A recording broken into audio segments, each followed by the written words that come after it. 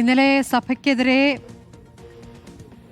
ബിഷപ്പുമാർക്കെതിരെ അതിരൂക്ഷമായി പ്രതികരിച്ച P C George Pala രൂപത ആസ്ഥാനത്തെത്തി അനുഗ്രഹം വാങ്ങി എന്നാണ് അദ്ദേഹം പറയുന്നത്. അനുഗ്രഹം മാധ്യമപ്രവർത്തകർക്ക് കൂടി അദ്ദേഹം പങ്കുവയ്ക്കുകയാണ്.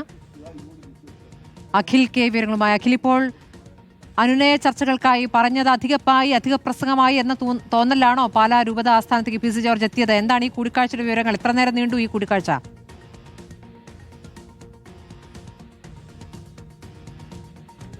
സ്മൃതി, 10 മിനിറ്റോളം സമയമാണ് അദ്ദേഹം ഇത്തരത്തിൽ പി സി ജോർജ് കൂടിക്കാഴ്ച പാലാ രൂപത അധ്യക്ഷനുമായിട്ട് ഒരു കൂടിക്കാഴ്ച നടത്തിയത്.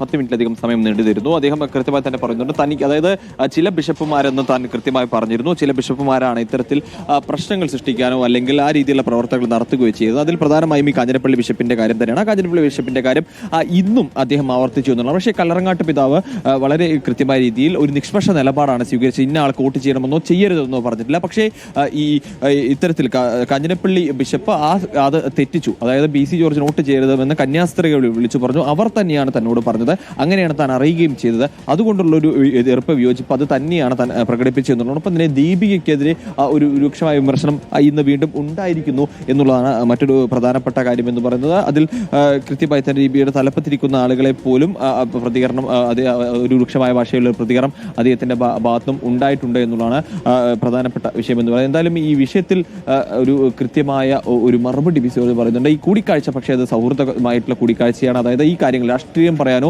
രാഷ്ട്രീയത്തിന്റെ കാര്യങ്ങൾ പറയാനോ അല്ല എന്നുള്ള കാര്യം തന്നെയാണ് പി സി ജോർജ് വ്യക്തമാക്കുന്നത്. താനിപ്പോൾ ഇവിടെ ഈ പറഞ്ഞത് അല്ലെങ്കിൽ കൂടിക്കാഴ്ച നടത്തിയത് ഈ പിതാവിന്റെ ജന്മദിനമായിരുന്നു. ജന്മദിനവുമായി ബന്ധപ്പെട്ട് അദ്ദേഹത്തെ കാണാൻ വന്നതാണ്. സൗഹൃദ സംഭാഷണമായിരുന്നു. അദ്ദേഹം എനിക്കും എൻ്റെ ഭാര്യയ്ക്കുമുള്ള കൊന്തയും നൽകിയ കൊന്തയും വാങ്ങി താൻ പോകുന്നു എന്നുള്ള കാര്യമാണ് പി സി ജോർജ് വ്യക്തമാക്കുന്നത്. പക്ഷെ അപ്പോഴും ഈ കാഞ്ഞിരപ്പള്ളി രൂപത ബിഷപ്പിനെതിരായിട്ടുള്ളതും ദീപികയ്ക്കെതിരായിട്ടുള്ള വിമർശനം അത് തുടരുന്നു. അതിൽ ഒരു മാറ്റവും വരുത്തുന്നില്ല എന്നുള്ളത് തന്നെയാണ് ഏറ്റവും ശ്രദ്ധേയമായ കാര്യം എന്ന് പറഞ്ഞത്. അതിൽ നിന്നും അദ്ദേഹം പിന്നോട്ട് പോകുന്നില്ല. ആ നിലപാടുകളിൽ അദ്ദേഹം ഉറച്ചു നിൽക്കുകയും ചെയ്യുന്നു. പക്ഷെ അപ്പോഴും ഈ കല്ലറങ്ങാട്ട് പിതാവിനെ പോലുള്ള നിഷ്പക്ഷമായ നിലപാടുകൾ സ്വീകരിക്കുന്നവരുണ്ട്.